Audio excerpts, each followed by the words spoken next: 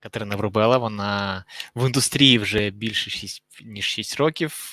Вона працює бізнес-девелопмент менеджером Remote Control Productions, і вона зараз розкаже нам про цікаві tips and tricks і відповість, може, на таке найболюче питання going self-publishing or with publisher.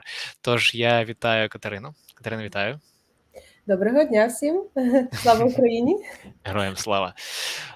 Тож я підключаю твою презентацію і даю тобі владу над цим ефіром. Тож, гарно. Okay, hi guys. My lecture will be in English. Welcome at the Games Gathering, and thank you for listening to my speech. Indeed, as Tara said, I will be talking about going self-publishing or with publisher. So, just a quick intro about myself. I'm working more than 6 years in game dev. I was working only in business development sector, but I've been working with different companies. So I was working in outsourcing studios, I was working with publisher, and now I'm working with developers. So Remote Control Productions, it's a family of game developers, and we're helping indie game developers to find their own way to develop their games and any kind of support that they need. I'm a huge believer in soft skills, and that's, I think, very important. Obviously very in love with the gaming industry. So what we're going to talk about today, or let's say I will be talking about, and you can ask me questions. Basically, there are two main ways how to release your project, your game, and this is like one of the main activities that we do in our industry. You either can go self-publishing or you can sign a deal with a publisher. And I would like to show you a little bit pros and cons and some aspects of both ways. And maybe you will find a way how to make this decision. And of course, with self-publishing, it's more or less clear then how to proceed. But with publishers, there are a lot of questions and different small features that I would just like to share some insights that I've learned through the experience I've been in this industry. Starting with self-publishing, if you consider releasing your game by yourself, I mean your team, not necessarily your own, you need to ask several questions to yourself. The first and main one, if you can handle, and then it goes this is the most crucial elements that concerns the project that is going to the market. So can you handle platforms, I mean stores, distribution partners, key sellers or bundles, media, PR, marketing, influencer marketing, internationalization, if you are from Ukraine, for example, or European countries, how can you handle publishing in Asia, for example, or Latin America? There are their own special features that you need to know. And of course, legal matters, especially if you never faced that and never had experience, that might be quite important case. And especially when it comes to other countries, you need to know law and legal in other places.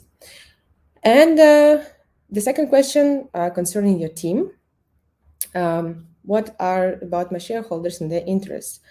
And how big is your team? If you can, cover main needs by yourself, how big is your team? And it's coming for both, for financing part and also human resources part. If you have enough manpower to complete several gaps, QA localization and other important elements of production and development. Whereas dealing with publisher, you're thinking, okay, maybe I cannot do it myself, and our team is not that experienced, not that big enough. You will then think, okay, where can I find this publisher? And how can I find the right one that will be the best fit for my project, with whom we can share the vision and we can get along, because it's also very important. You are building the partnership. And what do I need to prepare? How can I pitch? What some nuances and aspects of legal matters, of deal terms do I need to know? And the main goal for you, I will cover most of these questions today, or at least like brief idea, so you have understanding. But the main goal for you is to get in touch with several publishers that are the best fit for your project, and then compare their offers and find the best fitting for yourself, even if we're going with the publisher, obviously. Talking about some pros and cons. So what can I get from the publishers? So you understood that, yeah, my team and myself, we cannot cover most of the part for the game to be released and published. What can I get from the publisher? Yeah, definitely user acquisition, PR, marketing, community management, customer support, platforms relations, some featuring on Steam or App Store or Apple Arcade or Play Market. Depends on which platforms, of course, your game is going to be published. Additional services like localization, how many languages, of course, the more the better, then it's like more accessible in different regions. And this is what you want. The bigger expansion, the better. QA, obviously, because not every game development studio has their own department. IP rights, for example, if you decide that your game is a perfect fit for some famous IP, and either the publisher can hold this license, or they are in touch with these licensors that are selling the licenses, and you need also additional money for that, and you might not have them actually. And that's absolutely fair. You're like game development, indie developer studio. How could you? Usually the publishers are the ones with the money, right? Internationalization, we already spoke a little bit about. Expertise, sometimes, let's say, well-established and publishers with a good reputation, they have also producers, game designers, level designers, and other this kind of specialists in the team. And they've done it for many years. And they have already proven track record and successful cases, and they can share their expertise and their knowledge with you, that maybe your game is lacking one small piece, and they will bring it to you. That's also like super beneficial to have. And this same comes to monetization advice, especially obviously for free-to-play games, but also premium sometimes with DLCs and post-launch plans can work quite well with the expertise from the publishers. And the last but not the least, funding and financing. Either it's like the full game development budget, or partially, or just polishing. Still, this is all what we can get from publisher.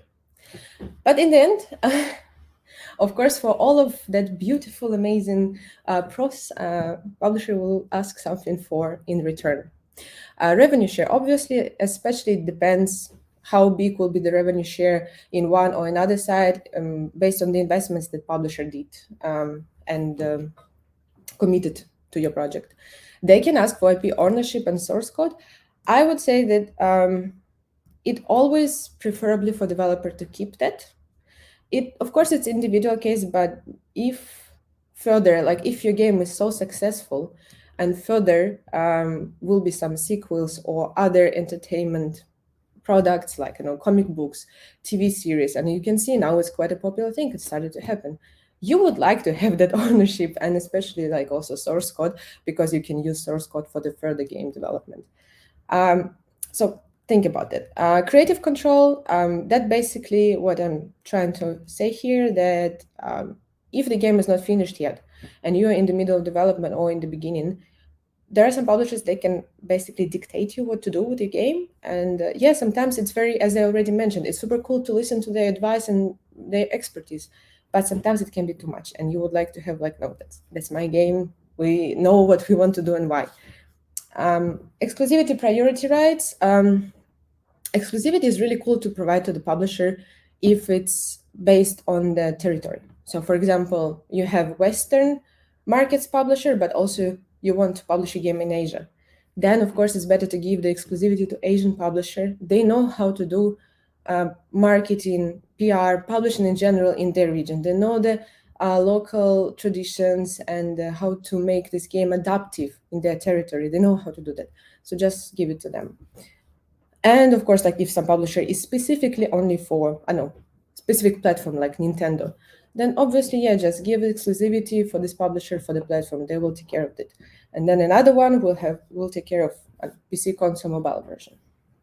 When we talk about first right, last refusal, that exactly comes to further development of this IP that you have. IP meaning like the game.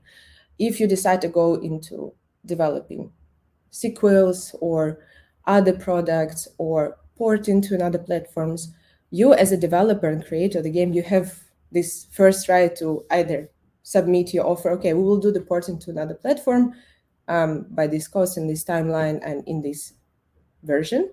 But if the publisher decides to go to other outsourcing studios and other developers to do that, you still have your last voice, let's say.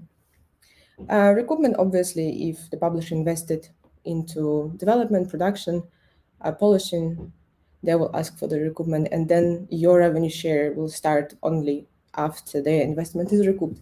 Not very preferred. Of course, everyone wants to have rev share and aiming at that from the day one, but it's quite rare, especially if the investment into development was quite massive. But you always can discuss it and negotiate, at least try it. In the end, it's very hard choice, but it's also very, very individual. You need to find out, like, if you are capable to handle all the concerns and your game will be that successful, that profitable, will reach your target audience, then sure, you can go yourself and have all the benefits of 100% revenue share to you. Okay, not in Steam case, but you know what I mean. You don't share with another party. But if you decide to go with the publisher, because as I mentioned, if you go self-publishing, then probably you know what you're doing, and you don't need to hear me to say anything about that. But publisher is a different case. First of all, your question would be like, okay, I would like to have a publisher for my game. Where will I find it? Yeah, Google. Google helps a lot, believe me. If you have a mobile casual game, you just go, well, top mobile casual publishers, and voila, you will have a huge list. Top list 10, top list 20, different resources, different media, different analytics sources are covering that. Any Sensor Tower, online journals, portals, you definitely will find it. Conventions, conferences, events. For me personally, it's the best place where to find the publishers, because also you have a chance to meet personally. And that says a lot, because as I already mentioned, you are building partnership here, and it's important to feel the person, to see how you get along, how you share the vision. Anyway, and just like personal meeting is always cool. However, online events also can be beneficial, but still, that's my personal preference. Meetups, I'm sure that in your city there are a lot of meetups, but also check the nearby city.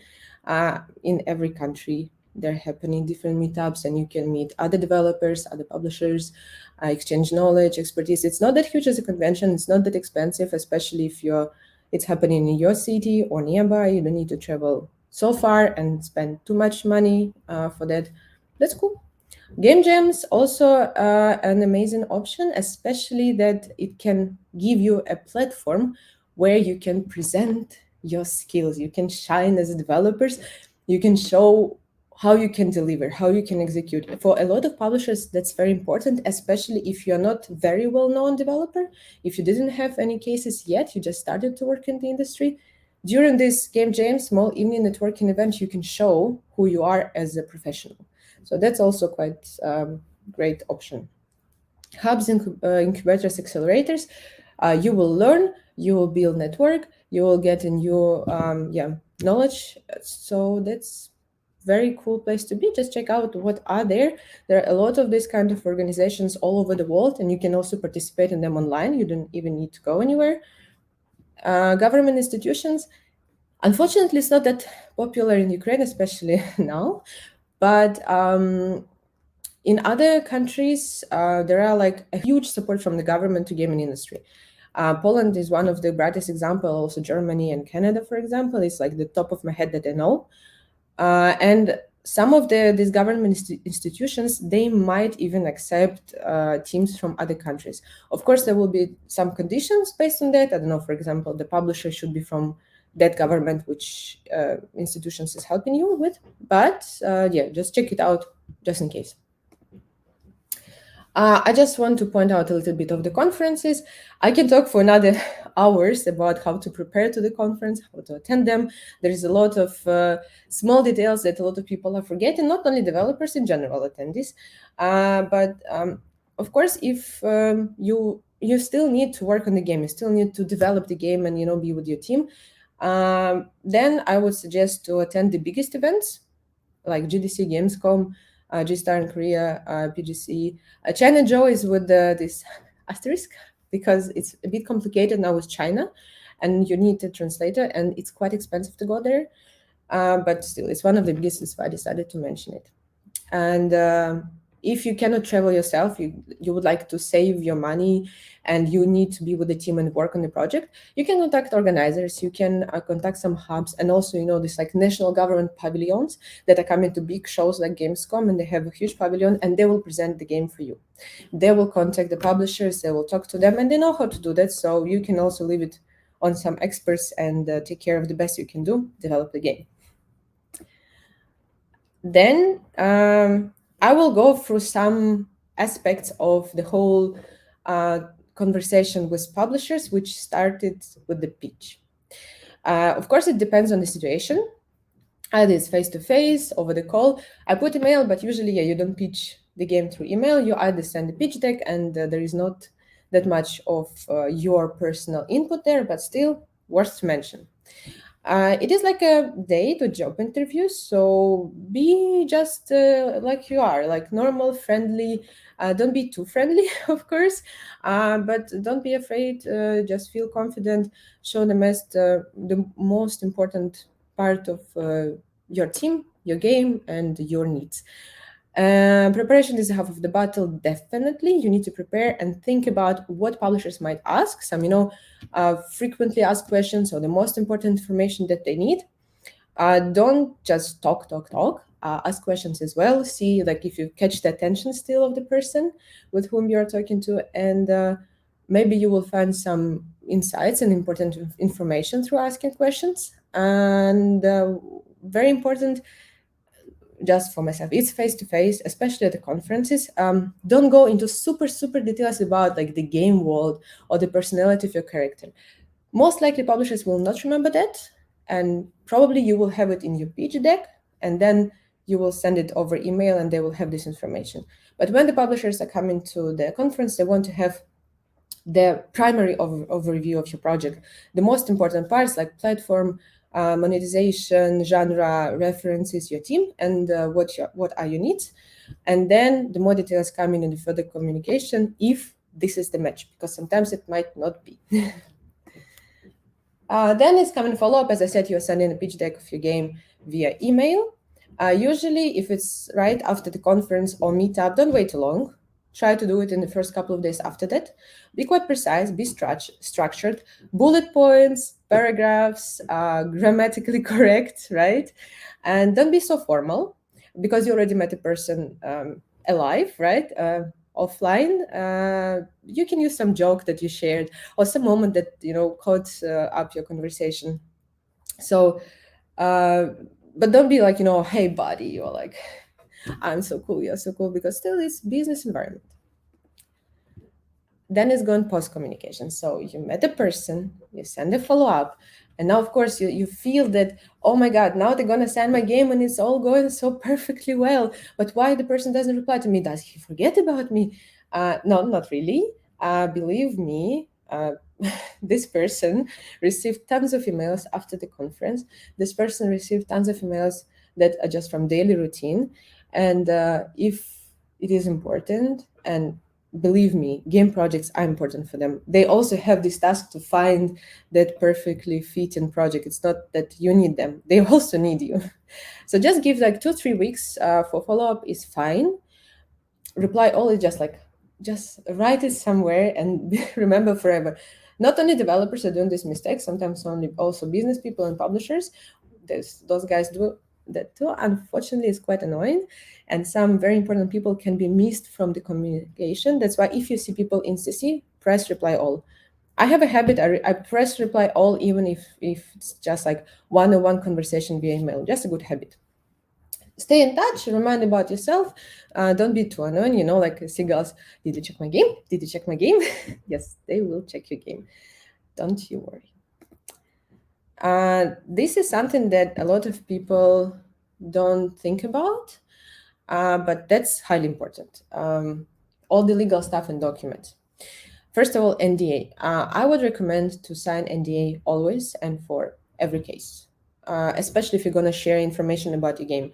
Unfortunately, there are cases that big companies, they can be fishing for the ideas, and you have some brilliant, I don't know, game design or game economy, and then they will see it and it's not protected by NDA. Basically, they can use this information and then find some studio that will develop the game much cheaper, for whatever reason, an allocation or experience, than you, and they will not need even to share any royalties with you. That's very mean and bad case, but unfortunately it can happen, and you cannot prevent it, only signing NDA. That really is the better thing you can do.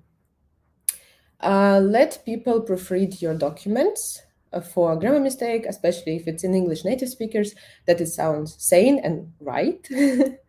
When sending builds, make sure that the build that you have is working on other person's environment, not only at yours.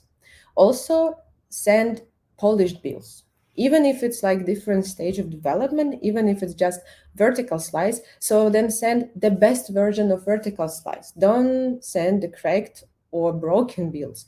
I'll tell them, okay, we need, for example, a couple of weeks, and make sure like make it in this time, and then send the proper build. This is how it's supposed to be done.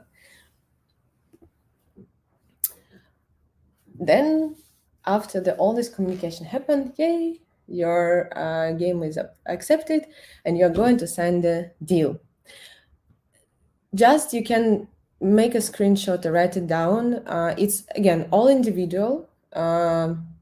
Whatever, it depends on all like aspects about commitments from publisher side, from developer side, stage of the game. So I cannot tell you, like what kind of revenue share is like you should aim at.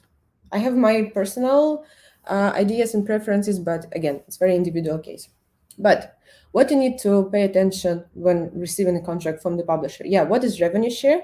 What is minimum guarantee? Meaning what marketing efforts, and it also in financial equivalent, the publisher will invest and dedicate to the game.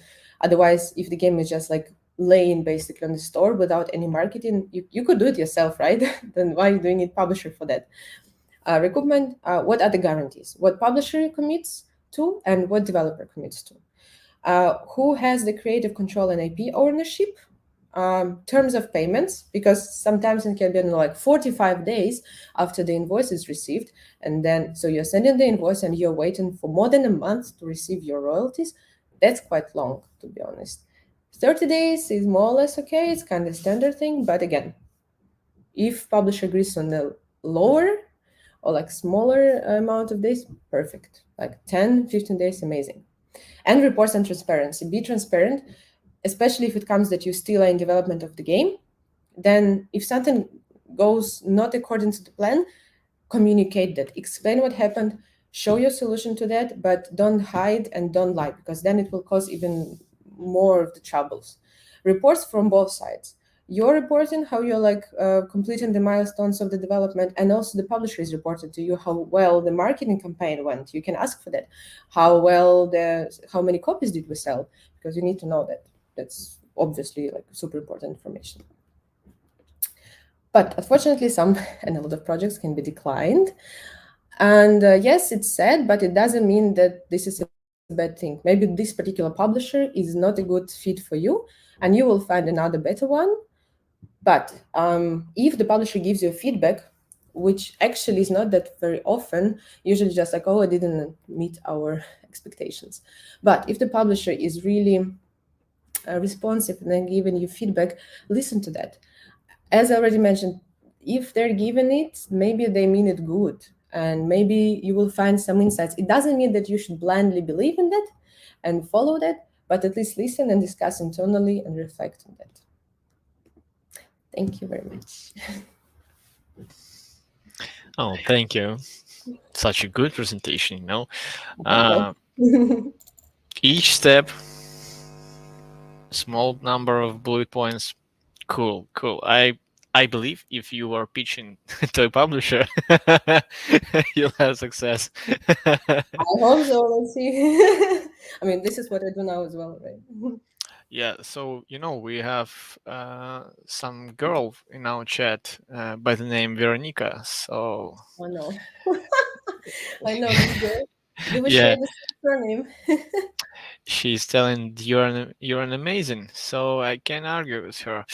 And we have a question. We have not a lot of time, but we have a question from Alexander. So, what the algorithm of cooperation with a publisher? For example, I should have my game done, or the prototype of it is enough to communicate with publishers, especially if it's my first game. Thank you, Alexander, for the question.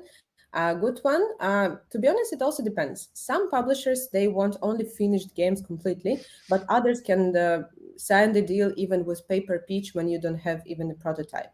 That's why it's very important to make your homework and make a research. And for example, you find the publisher that publishes the similar genre that you would like to develop, and then you're getting in touch with their scout manager, publishing manager, business development, and jumping on a call or via conversation if it's not if it, this information is not on the website, and just ask, yeah, like, what are your requirements, what are your conditions, do you accept paper pitch, or should we have vertical slice or demo or beta version, and other important questions in terms of, like, yeah, if they help with funding the development or polishing the existing builds. So yeah, it depends on the publisher. It can be any case. Thank you, Katerina, for your answers. Thank you for presentation. I always loved your presentations. They're simple, they're bulletproof, Thanks for joining us today. I believe if you guys have any questions to Katerina, you can email her, you can find her in social media, you can find her here in Pine. So thanks for joining us today and have a great day. Thank you, Taz. Bye, guys.